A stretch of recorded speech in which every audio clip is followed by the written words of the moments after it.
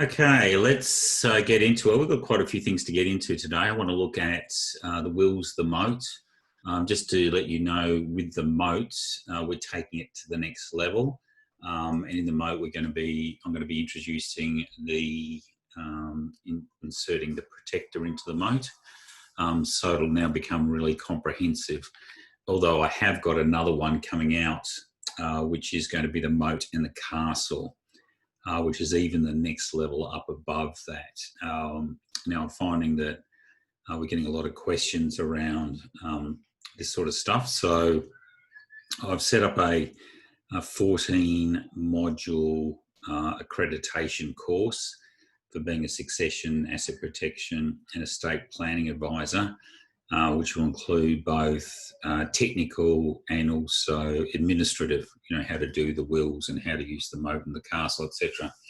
So I'm starting that, building that on the week starting on the 13th of July, and that should be out hopefully sometime in August, so that we have your staff, you'll actually just be able to direct them to the relevant module so that they can get up to speed, and they'll have what we call a micro accreditation.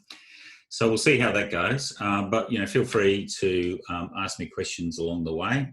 So there's always constant change there, which is great from our perspective. We're very lucky. We sent out a little bit of you would have got a note from our LYD users, a couple of things there about investing in the company. We're oversubscribed, so we've got plenty of capital to run for 2 or 3 years, but we need to upgrade our system. There's another system coming up from Hot Docs or with Abacus next, so that's going to be very exciting because it's the next level and allows us to do a lot more integrations really quickly and effectively. So basically we're there. The other one is, you would have seen on the 14th and 15th of July, I think you already registered Milton, but we've got a 2-day accounting and financial planning virtual strategy conference, which will be great. So there's some great sessions in there already. But for you guys, it doesn't cost anything. You can just, if you need a free ticket, jump on. But if you want those CPD points, particularly now for C has extended it to the end of September for your 2020 year, and there's going to be a lot based on, so the way I've set it up, there's mainly client care and also the corporate regulatory, which is the hours you might not have. So sign in for that. You can actually go onto the site. I think if we go and have a quick look, I think I've got it on this one. So if you go and have a look at the All Access Pass, all you have to do, just click on that one there. And it's $99, and that'll give you everything, including those CPD hours. So that's a great event to go to. So let's go back to the moat and the castle. I won't go to any great detail. I'm finding though that there's greater take-up of this concept of asset protection, and it was interesting. I don't know if you guys saw. There was changes that went through on 120 AG 2A, and that relates to testamentary trusts. And so what happened there is, it was, if you have a look at 102 AG 2, essentially what happens there is, obviously any distribution to a child is taxed at the penalty tax rates, which we've looked at before.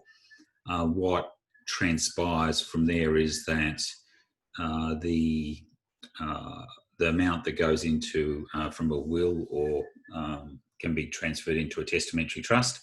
The issue around that is that people have been loading up those testamentary trusts with other assets, as you could well imagine, and distributing down to children and hoping that they're going to get taxed at the marginal tax rates.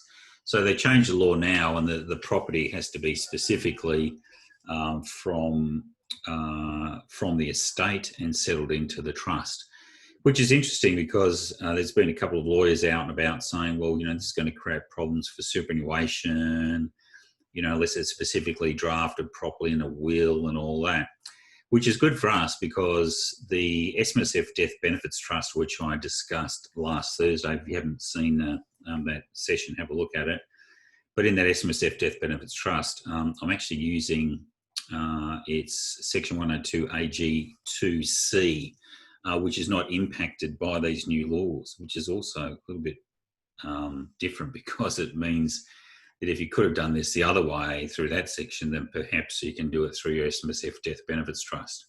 So what happens there is the property or the superannuation is specifically settled into an exclusive trust, or a family protection trust, or what we call an SMSF Death Benefits Trust. So it's quite interesting that that sort of move, it goes one way, and actually now we're in a really good position because we're way in front of the pack and using that concept of SMSF Death Benefits Trust. And you can now say, well, any lawyers using the other way, in fact, it's probably, it may well get caught under the anti-avoidance rules or under the new laws that apply. And then you're going to have to go to the tax office to seek a ruling that it's all A-OK. So we're actually quite in a good position there. So, and it's all about, obviously, building a moat around the castle.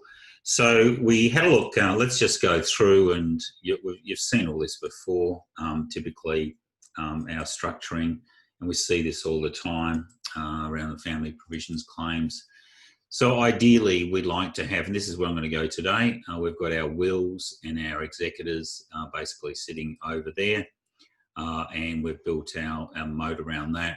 We've got our leading member trustee company, leading member SMSF, discretionary trust company, we've got a bucket company trustee.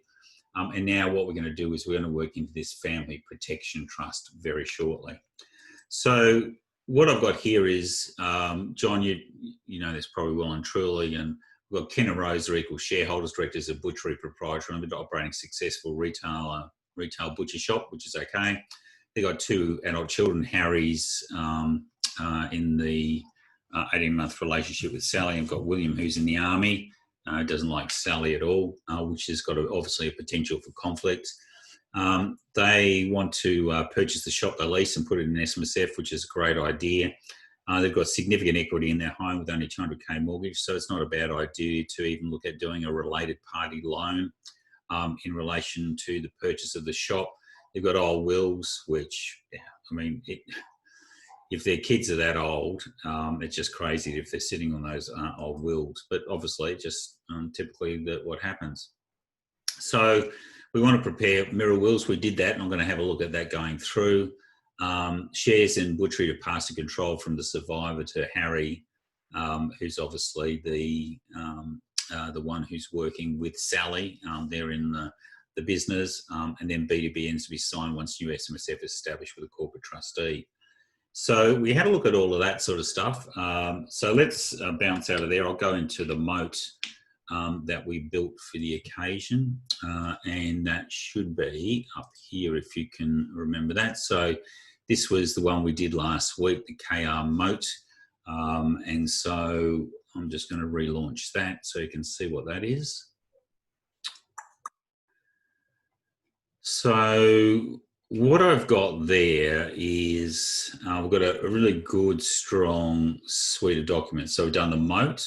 The documents we're doing is in New South Wales. We've got a power of attorney there. Remember, we're setting up the special purpose corporate trustee and also the SMSF, which will take a little while for us to get our ABN and TFN from the tax office because they're a bit narky at the moment. So we have that in place. We can do that through the system. We've got an SMSF will that we went through, and then the last will and testamentary trust.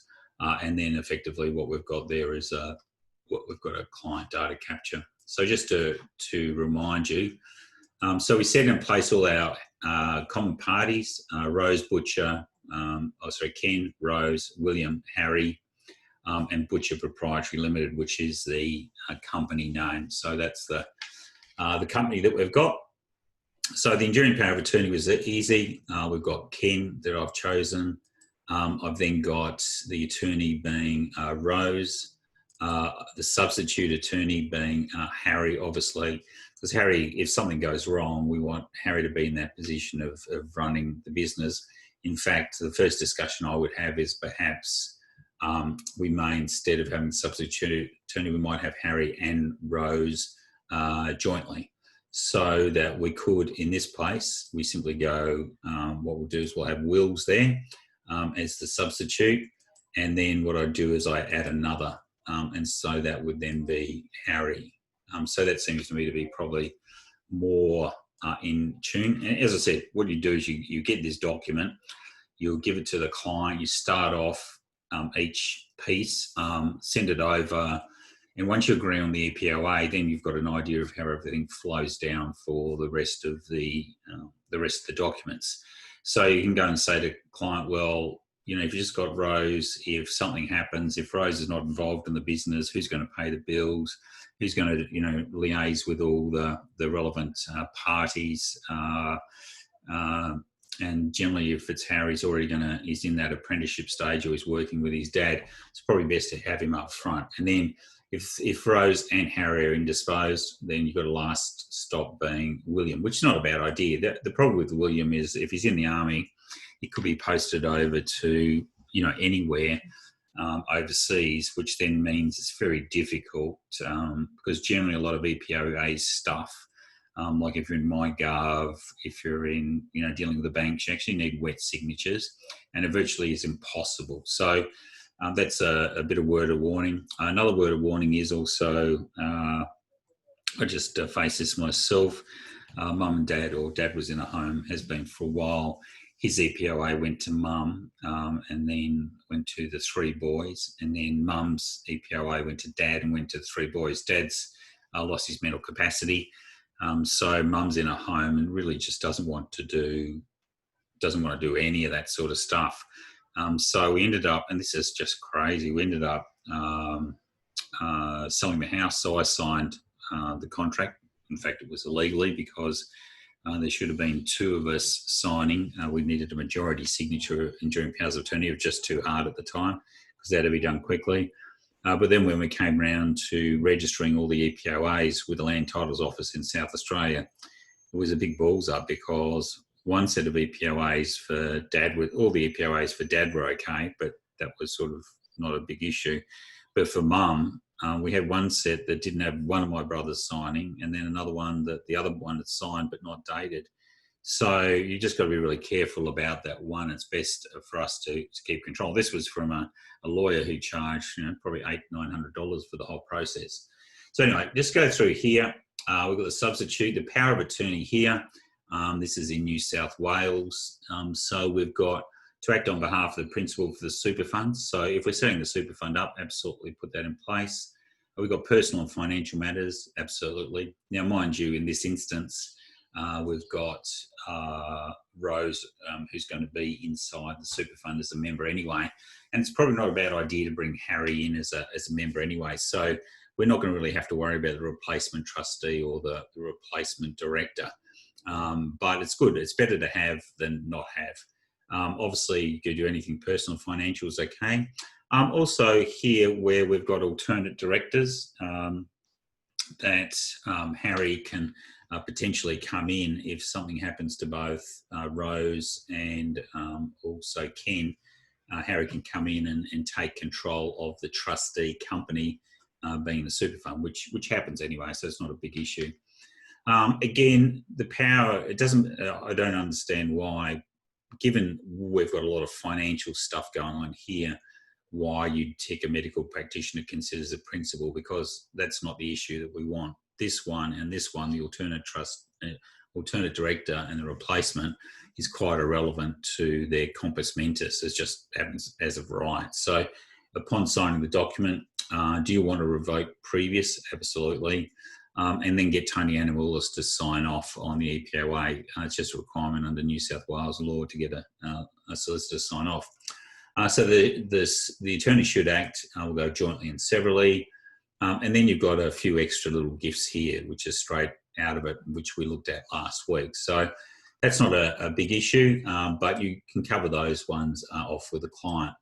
So we've gone here. Here's the company. Remember, we've got Butcher Business Limited. In fact, I think I've got, just to change that to Butcher Business Limited, which is okay. So we then go down to the company itself, and it would be Butcher Business there. So that's okay. So we put their names in, and that enables the Harry to effectively come in as the alternate director. Okay, we switched the SMSF. This is the new Abbott-Family Super Fund, based in New South Wales. We're setting up a company, so we've got a new Butcher here. So let's just go. So we've got Butcher Proprietary Limited.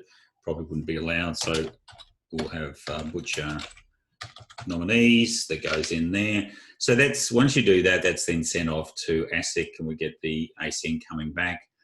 We put all our details in there, company associates. So we've got Ken Butcher there as a director, so that all pops up in there as well. So I've just got Ken Butcher as the only director here. Now, what that means there is a couple of things. So he's the only director. It means that Rose can be a member of the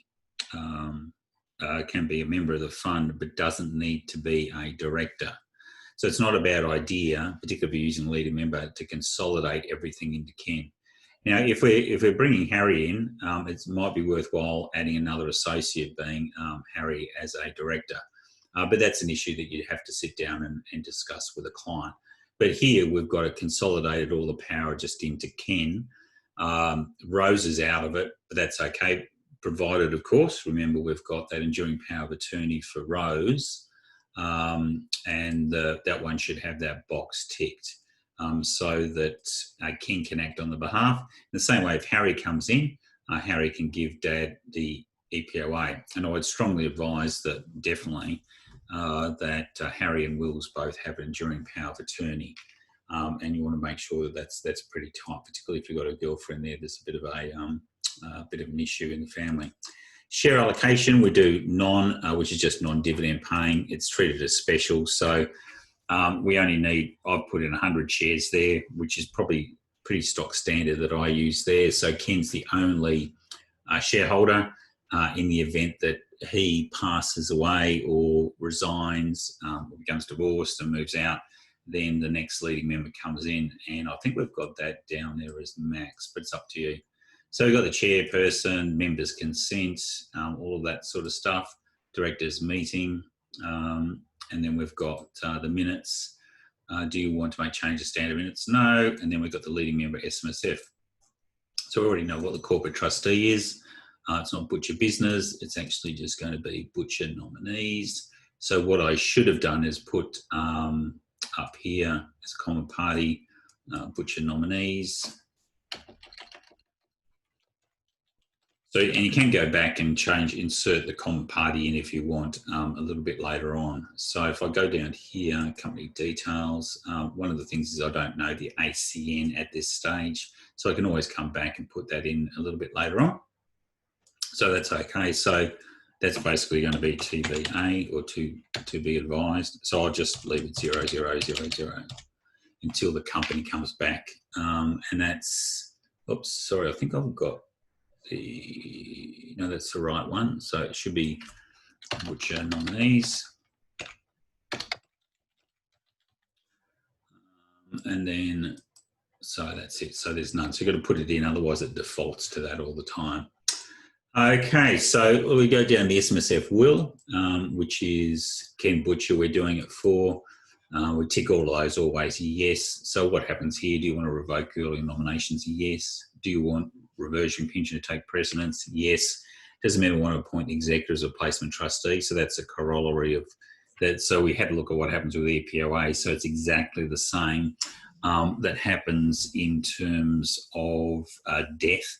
So that the executor, although not a member of the fund, in this instance, they probably will be, they can then take a role as the replacement trustee or replacement director.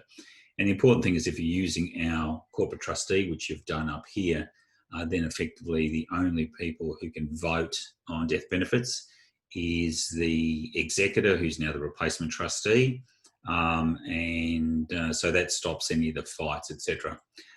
So do you want death benefits to be paid? Does it want a professional look after the estate? Yes, obviously. So the death benefits, we can either pay it all to the members of the estate, which after all that hullabaloo around Testamentary Trusts, Family Provisions Act, if you tick that box, you're not in my favourite book. So it's all going to go to Rose Butcher.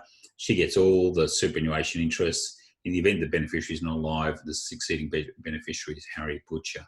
So what we want to do there is that once we set this up, then effectively there's a couple of things that are going to be important. First off is that we're going to have the property sitting inside the fund, which is okay.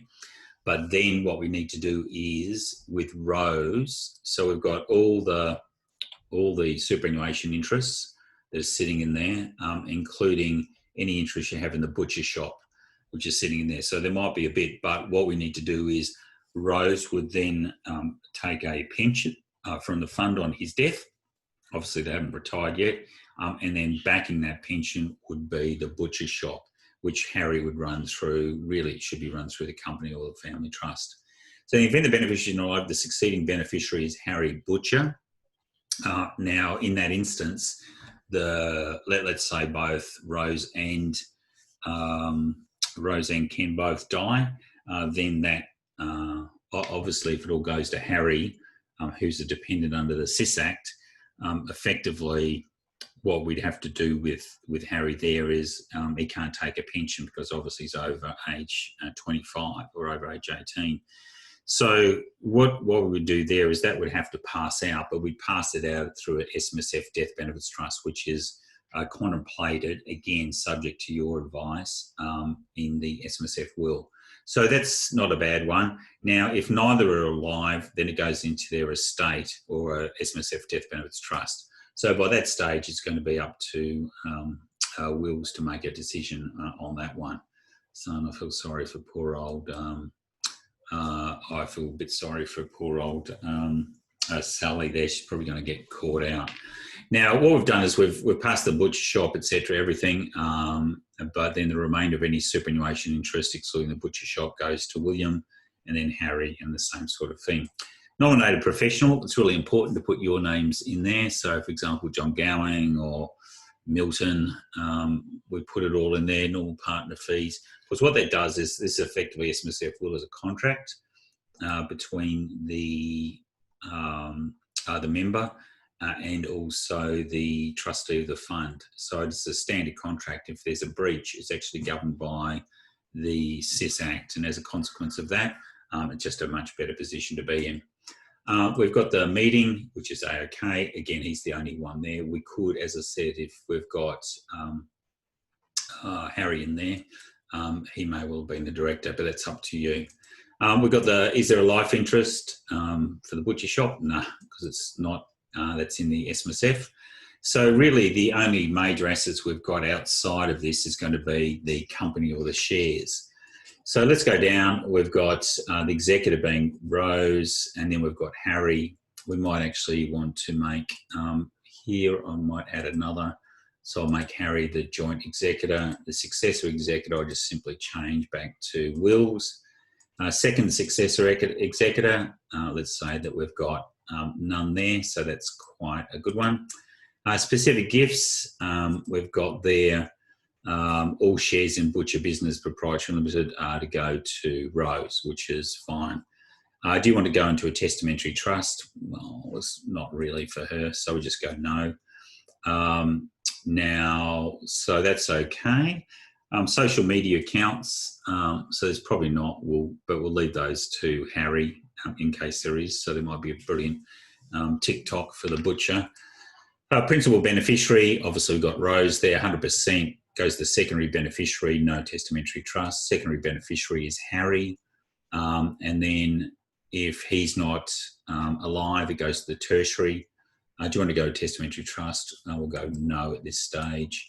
Then it goes obviously to William, and then so on and so forth. And if he's not alive, it goes to bloodline beneficiary. At each time, remember I said you can easily choose a testamentary trust along the way. For Harry, we could put it into, so if there's a concern about Sally, then what we do is we put it in testamentary trust. Is the main beneficiary the secondary beneficiary? We go, yes. Do you want the secondary beneficiary to be bloodline or lineage? Yes. Are there any related entities? No. Is the main beneficiary the appointor? Yes. So if we have a look at that, then in that instance, that would now be a testamentary trust for that. We'll have a look. But child guardianship, which is obviously not an issue. Pet guardianship, I don't think I did anything. There's no binding vote between Rose and Harry. I would go Rose, remember, because they're joint executors. And then we've got the funeral wishes. And they're to be scattered off the beach in Manly at sunrise, blah, blah, blah. So that was essentially the document there, which I'm not sure if you want me to send it to you, you can. Now, what I'd probably do is, as I said, we are building the protector in there. What my preference would be, particularly if there's a bit of a fight, and already if Will and Harry are starting to get some conflict there, and you can imagine, I know what it's like, and you can see, I think you've seen all the documents anyway, but we see fights like that, then it's probably going to end up not Harry versus Will. It's going to be Sally versus Will. And so that's going to create a big fight at the end of the day, particularly over the butcher shop, because what will happen there, so this is the general advice letter, you've got your EPOAs and all that. So that's all sitting there. What I'll do is I'll see there's only just two of you. I'll make a copy of this and then I'll send it to both of you. So let me just go down here. So if that's okay. Okay, just let me go to events, 2020. And then we've got the strategy roundtables. So I've got here the Moat.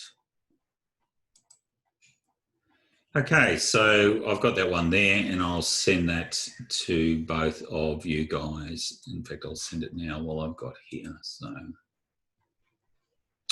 you to Milton, and I think I've got John there.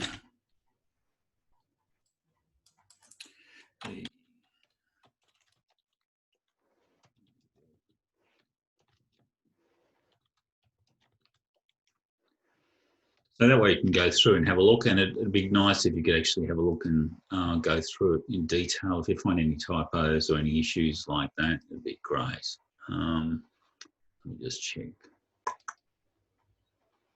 Okay, so that way you can come back to me and you can actually see what the product is, because I like to move on if that's okay. There's a couple of things I need to do.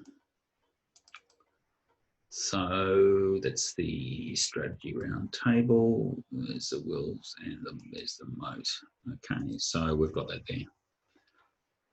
Okay, so I'll send that off to you guys. So there's no nice blurb around it. So what I'd be doing though is just going through, and it's a bit painful, as you can see, because I'll leave this. What I'm going to do, I'm going to do a bit of a trick here. So I'm going to, just a couple of things, I'll tell you what we're doing. So I'm going to go into the Abbott test. This is, we did the Moat KR. I'll just show you how I hack things. So I'm going to go into there. Now, what I want is, because I know there's going to be a fight, a family provisions fight, which is going to be a disaster, particularly if Harry wants the business, and then Will starts to fight Harry, as they seem to be doing at the moment, then effectively we're in a bit of strife. And effectively what will happen is they'll get to a resolution after a year or two, but the business will be worth nothing, because it would have been, there would have been injunctions, fights, everything. So, it'll probably end up with him walking away. So what I do is, and you're going to see, this is where I'm not going to say the weaknesses. This is a weakness in all online documents, and even worse still when you're dealing with lawyers. So what I'm going to do is I'm going to do a protector. So that's okay, and I'll put that in here in the Abbott test folder. Start.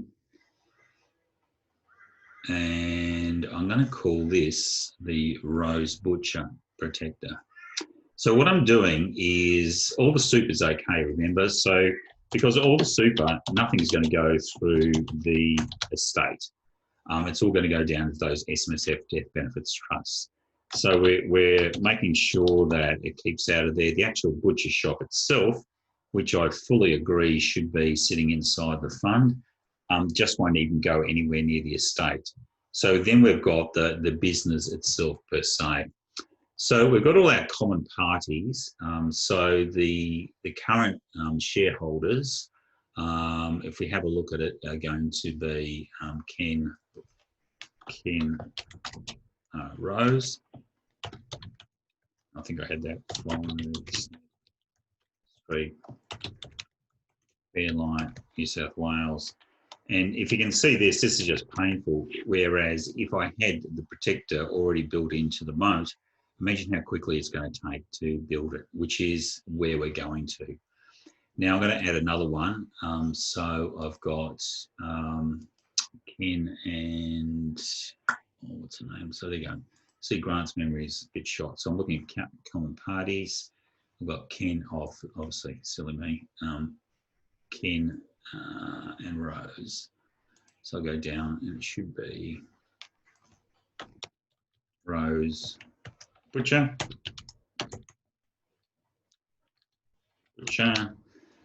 And then let's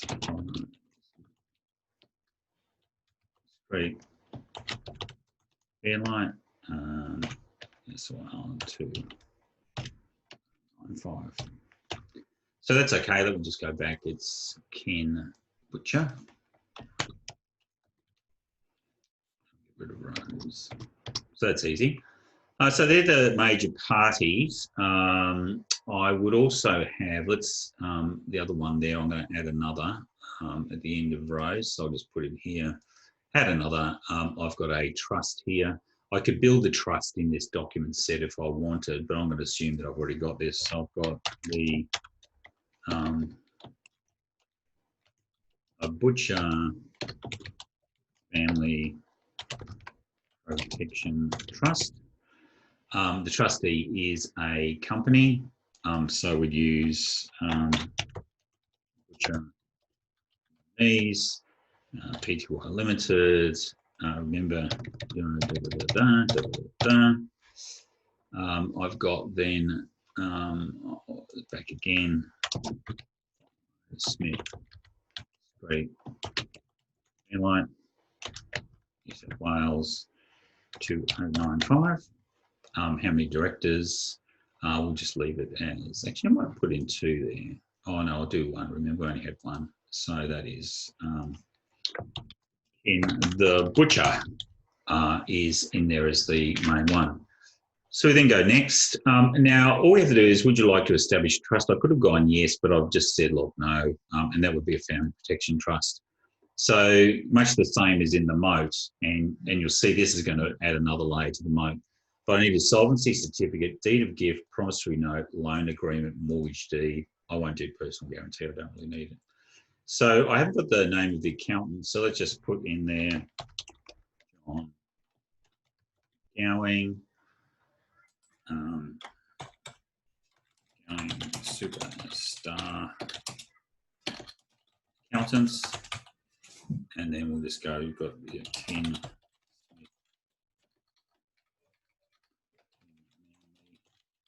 Street, Manly, New South Wales 2894. So that's again, so you give a solvency certificate. So the gifter of the underlying shares is going to be Ken, and it's also going to be Rose. So what they're doing is they're gifting the equity value of the shares. So we've got our business there. You're going to need to do a current valuation on the shareholding. come up with an appropriate valuation, then ascribe a value to it. So let's say we've done that and it's 1.5 million nettable liabilities. So that's their main assets. They've got no other investments outside. They've got nothing else, no artwork or whatever. In fact, what we'll do is, because they live in the shop, for example, if they had a house, then we'd put that in. But again, we don't have to worry about the assets specifically. What we do need to do is just look at the equity value, but I will come back. So the person who's getting the gift is obviously going to be the trust, and we've got the Butcher Family Protection Trust, so it's okay. The gift, and we'll do that, we'll assume that's going to be done today, and it's in New South Wales. It's going to be cash. So I could transfer the shares in. The problem is if I transfer the shares in, there's no stamp duty, but there will be capital gains tax. Which isn't a bad thing because it's a good way to refresh or effectively, if I wanted to do that, use my concessions if I wanted to. So it's preferable to use shares, but let's just assume that we're doing cash. So it's 1.5 million. Now, we haven't got the cash itself, obviously. Ken and Rose don't have that sort of coin anywhere. So the promisor to pay it is going to be the individual. So I just go through there. Ken, add obviously, get Rose in there. She's another individual. So they own it jointly. And then the promisee is going to be the trust, the Family Protection Trust. And then the details of the execution. It's all going to be done today. So it's a promissory note. We're going to have New South Wales. And then we're going to say, well, how long is this is going to be? So the termination date is the 30th of June 2040. So there's a 20-year termination. So that's okay. Promise details. We go through what's the repayment date, 1550000. So what we're doing is we're making a little bit of a compensation payment there for them. Is there going to be a compensation payment? Yes. And we're going to pay that. It's going to be $50,000. Is there a late payment charge? No, we won't worry about that one. The lender is going to be so what's happening is everything is now sitting inside the trust. Now the trust is going to lend that back to the individuals. So it's going to lend it back to Ken, and then I add another, and it's going to lend it back to Rose. So it's going to lend it back jointly. The agreement details are the date of agreement is the 30th. Commencement of the loan is the 30th, and all these could be signed digitally as far as I'm concerned. Fixed principal loan amount, 150,000. Loan term, 20 years. 20 years. Interest rate, just put, doesn't really matter, 0.5%. Interest payable at the end of the loan. Date of the mortgage deed, so we'll do that. It's over real estate. So that then pops up with this one. So do I know the folio number? Well, I know the address. So it's 5 Smith Street, Fairlight, New South Wales, 2095. So I put then, if I know the folio number, L540980. So let's say I put that. And then that's it. So that's the protector all done and dusted. So what it means now is we've got all our assets. We've still got the butcher shop and the shares. So we haven't got the butcher shop. We've got the shares being held by Ken and Rose jointly. But what I've effectively got is, and I'll send you guys this protector anyway. But what I've got there is that the equity value in those shares are now sitting in a family protection trust. And that family protection trust will be for the benefit of bloodline only. So, which is pretty important. So we've got the protector there. We've got a solvency certificate. So we've got John Gowing from going superstar. Sorry about that, John.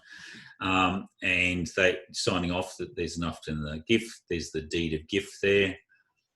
Then there's what we do from there is we've got the promissory note, gift of property. We've got the promissory note there. That's going from the two to the Family Protection Trust. It's all signed off by the promisees. So have a look through that package anyway. So again, I'll save that into the system. Hopefully, there we go. Well done. So that's the protector for Rose Butchers. So save. So new. Milton and John. Rose Protector. Just see, hopefully this makes it easier. There we go. There we go, isn't that good? Perfect. So you guys got absolutely everything for us. So when we have a look at that, if they pass, remember we did all that stuff around wills and estate planning. At the end of the day, there's not going to be anything in the estate anyway if it's stood as it happens now. So as time goes on, they build up more equity, etc. We've got the property sitting inside the I've got the property sitting inside the SMSF, and also all the equity basically sitting inside the Family Protection Trust. But I would say to you that have a look at the investigation because obviously those shares will be active assets. Potentially transferring those over into a family protection trust and using one of the CGT small business exemptions. So have a really good look at that one. So that's the sort of going on. Next week I'll probably go and have a look at the. I'll probably go and have a look at the. I'll go and have a look at that other question you sent in, John. Or I might just do a basic wills or how to set up a really basic will with about half a dozen case studies, so we can all have a look at. But if not, just let me know what you like.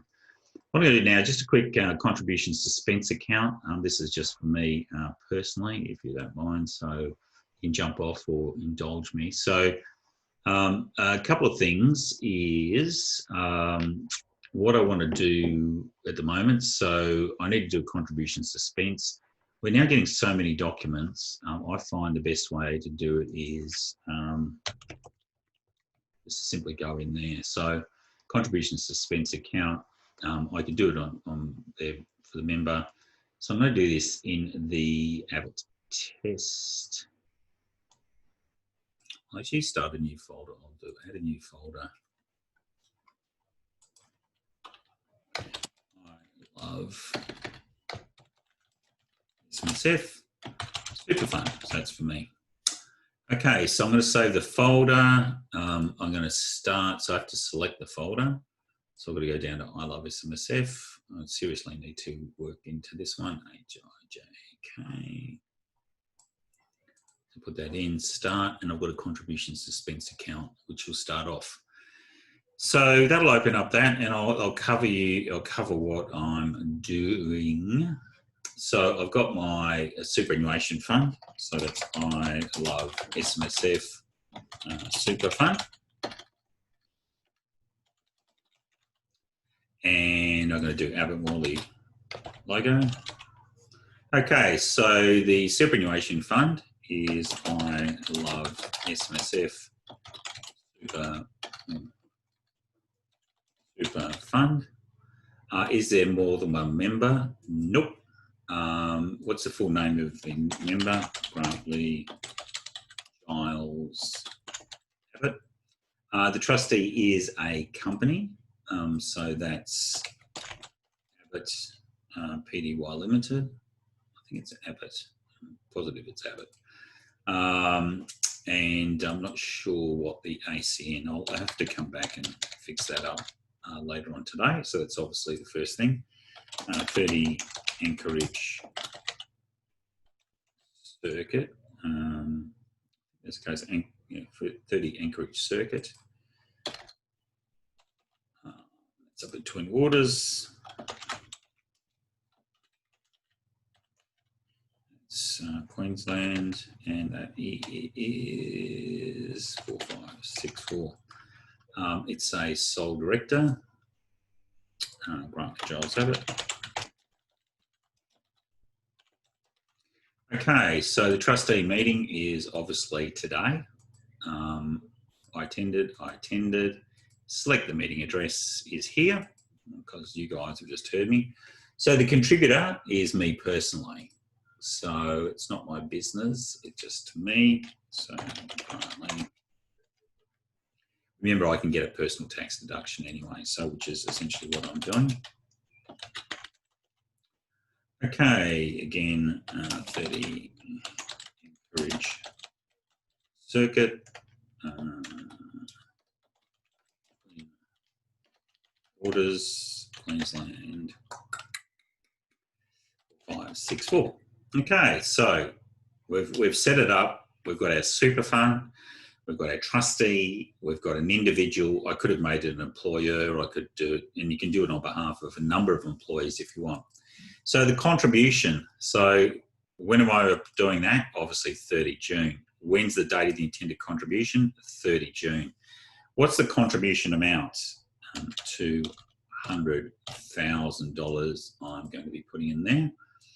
The allocation amount, so this is the amount that's going to be allocated to next year. Does that make sense? So I'm putting 200 in at the moment, and then effectively what I will be doing is claiming a tax deduction for a portion of it. So the amount to be taken to the allocation amount. So I've got to sit down and work out my tax liability. I don't think it's going to be that much. So I'll just do $100,000. The allocation amount, well, I've already got 25 for this year for my cap. So I'm going to flick $75,000 over to the next financial year. So I get a tax deduction for the 100, which will clear out my tax liability for this year. And so then the super fund will be up for the $100,000 in a taxable contribution. 25 sits under my cap, so I won't have any excess. And then I've got the 75 going forward to the following year. The only problem I've got about that is that 75 is a non-concessional, so I'm flipping it into the next year. But again, I've got to work out what my timing amount is. So what's the date of the allocation from the suspense account? I'll just do that on the 2nd of July. The amount to be taken to a contribution suspense account is going to be $75,000. It's all concessional. And then we have the trustee meeting. We sign 30 June, Grantley Giles, select the address. We've already got that in there. And that essentially is it. So we go through that process. And we are off and running. So let's go and have a look at what that contribution suspense account looks like. So we've got contribution suspense account. I love SMSF superannuation fund. So this is the ATO ruling on it. So we don't want to have a look at that, but you can see it's quite a beefy little ruling, but it's a good ruling. Okay, so application by Grantley Giles to contribute to a contribution suspense account for Grantley Giles. Application date today, name of the fund, I Love SMSF Super Fund, member's name, contributor's name. So I'm contributing $100,000, all concessional, and the amount to be taken is $75,000. Then we go down the same track. So this is the trustee meeting. So it's exactly the same deal, but it's from the trustee. I'm signing as a director. And then an allocation from a contributions reserve account. So I've got the 2nd of July there. If it's going to be later, I can do it later on. So that's my contribution suspense account. Unfortunately, Grant hasn't got the cash on at the moment. So I'm going to go back to home. I'm up the top and I'm going to just put in their promissory. And I'm going to do a deed of promissory note. So I'll start the document. And we know it's going to go into the I Love SMSF superannuation fund. I start that. and I'm going to call it grants contribution PN. So contribution promissory note. So that's okay. Use the Abbott-Family logo.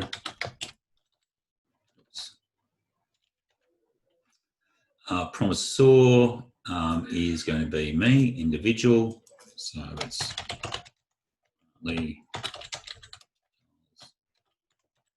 Abbott. Now, under the ATO ruling, it effectively 5 Smith Street. What am I doing? You can see how often I do that. So under the ATO ruling, as soon as I receive it myself as trustee, effectively is to be treated as it's effectively to be treated as a contribution being made. So now the promisee is going to be an SMSF, and it's the I Love SMSF Super Fund.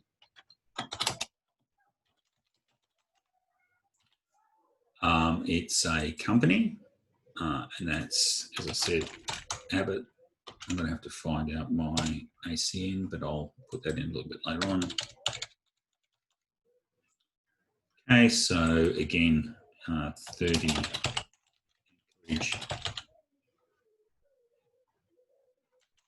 circuit, orders, Queensland 4564, sole director, which is myself.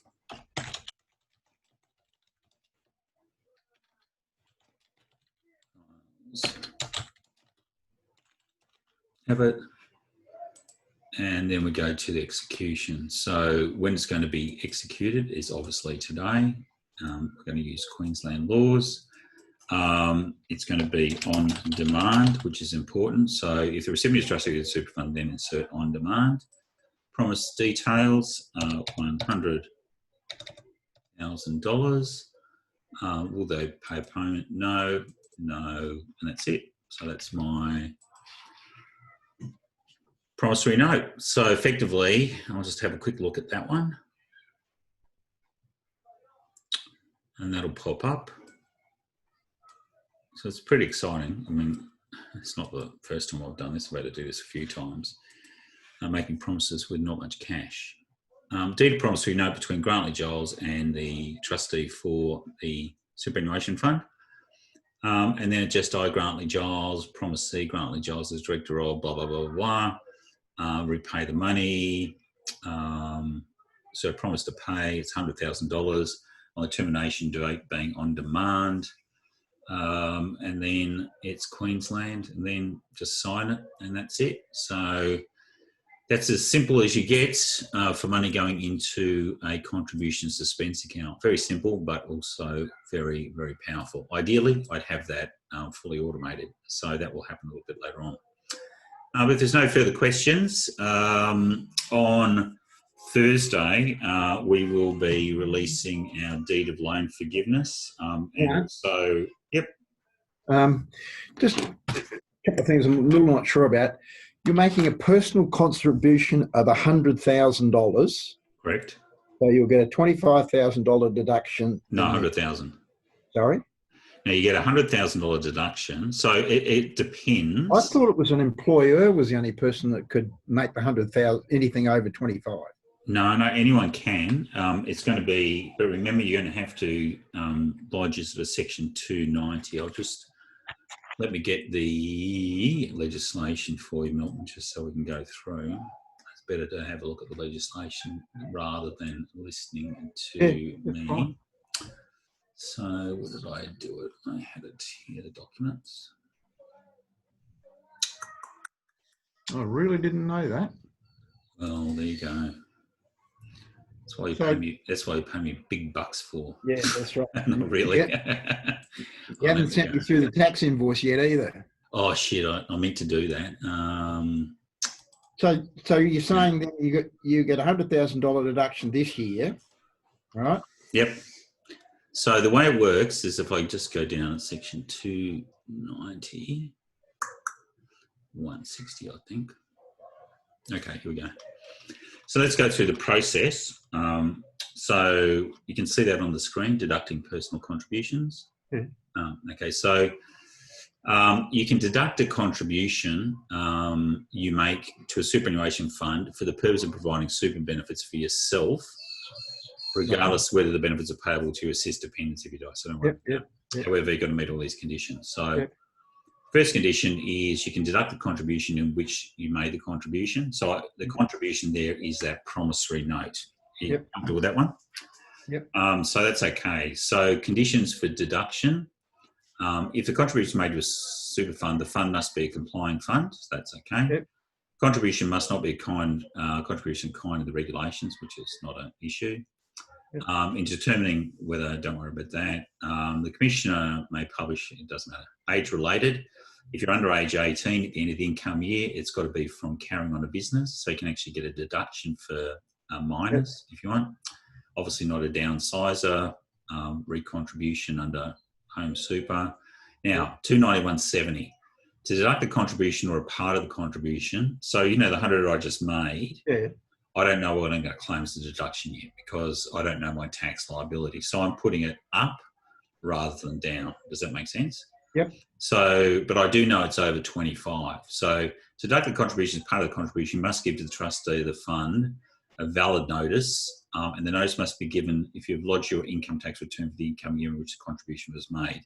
So at the end of that day. So I have to give the trustee of the super fund a notice when I lodge my tax return.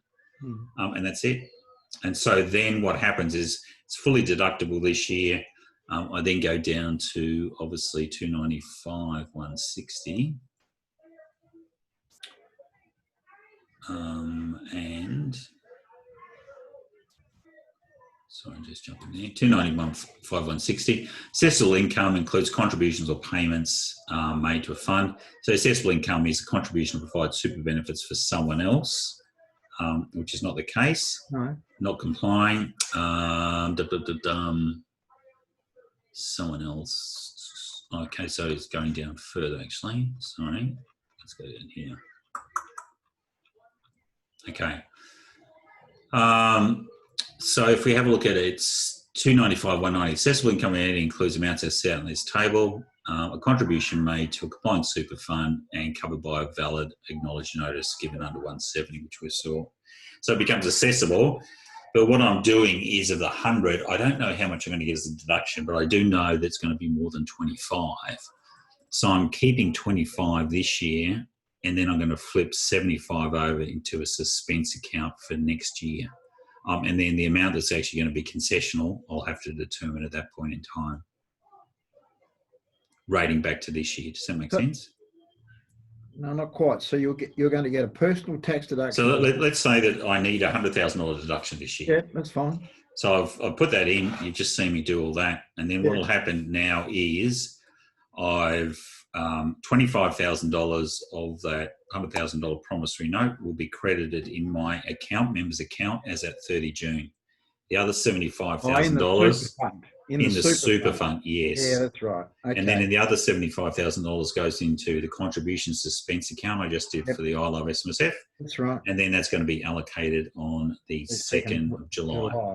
And then what will happen is I then, with that allocation, I'm then going to need to, because the thing's payable on demand, I'm going to then need to buy, I'm going to have to use cash to buy out that promissory note because it's a promise to pay by me. So if I get the cash, then I pay that, the super fund, the $100,000. So just like a switch. So how long have we got actually to put the money in the super fund, right? If I have a look at, so what we want to do is the contributions ruling. So let me just get it up here. So,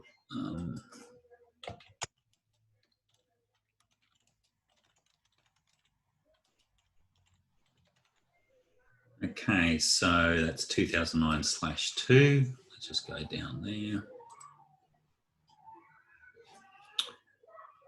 So there's a nice little table in here. Oh, so it's the wrong one. I think it might be 2009. Don't want redundancy. That's it, 2009/1, I was going to say. So if we go down here. Oh no, it's SGR. Sorry. Yeah. It's either SMSF. Let's see, super contributions ruling. Okay, TR 2010/1. That's it.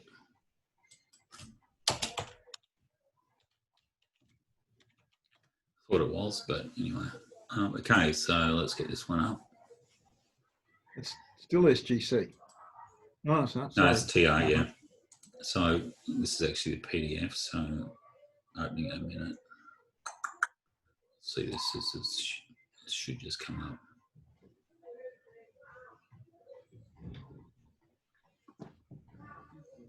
Okay, here we go. Oh, it's compendium. It's loading here. It's coming up as the PDF. I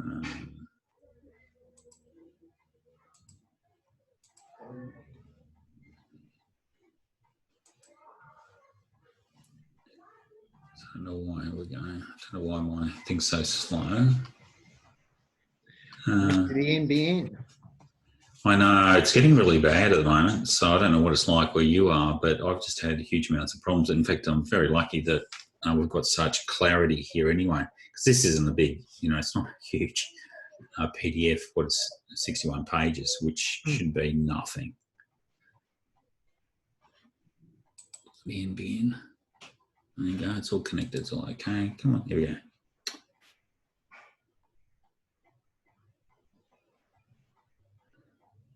Reminds me of old days of the dial-up, which was always fun. Yeah. In fact, I remember doing our first ever, I did one of the first ever videos in Australia, streaming, and it was at 28Ks. That was funny. Okay, so if we go down, and you'll see here, let me just go through, there's a, I think there's a, maybe it's up further. Oh, it's very slow. There's a nice little table up here.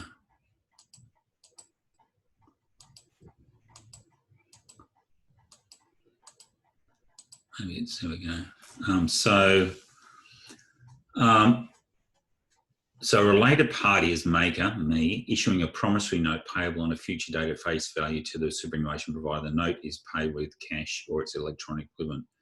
Payable is able to be demanded or required to be made so long as the demand is promptly made and the note is honoured. So I just put in there on demand.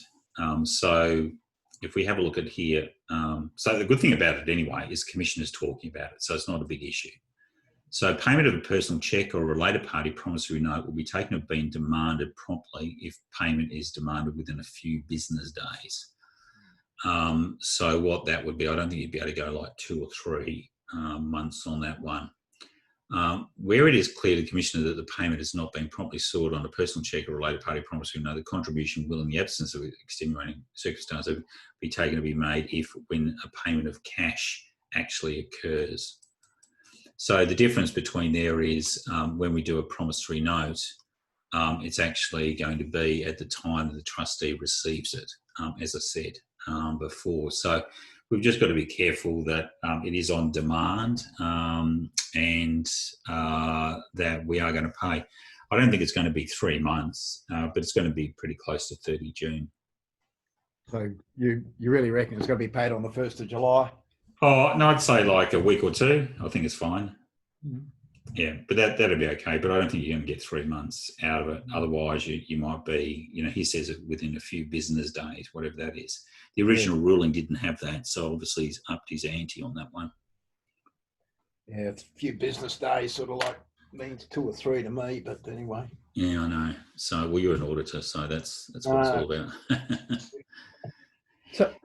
So with your 100,000, I get that, all right. Yep. So that's not a problem. But yeah, no, that's resolved all of those issues. Cool. For me, but when the 75 goes in next year, right? Yep. You're only going. I only get 25 next year. So what'll happen then is that other 50. Along with any other deductibles I make for the year, will then get added back to my assessable income for the year ending 30 June 2021. So it's the next income year. So then you're going to lodge your return, April or March, April 2022. You work out your assessable. So I've got to try and minimise my tax payable this year. Yeah, that's right. I understand. That's cool. Now I get it. Cool. Good. All right. Okay, guys, I better shoot off. Thank you very much for the emails. Okay. Happy New Year. Well, Happy New Year. Happy New Year too. Tomorrow. Right. Yes. Yes, John. Yeah, thank you. Well done. Cheers. Okay, Happy New Year. Thank you. Bye.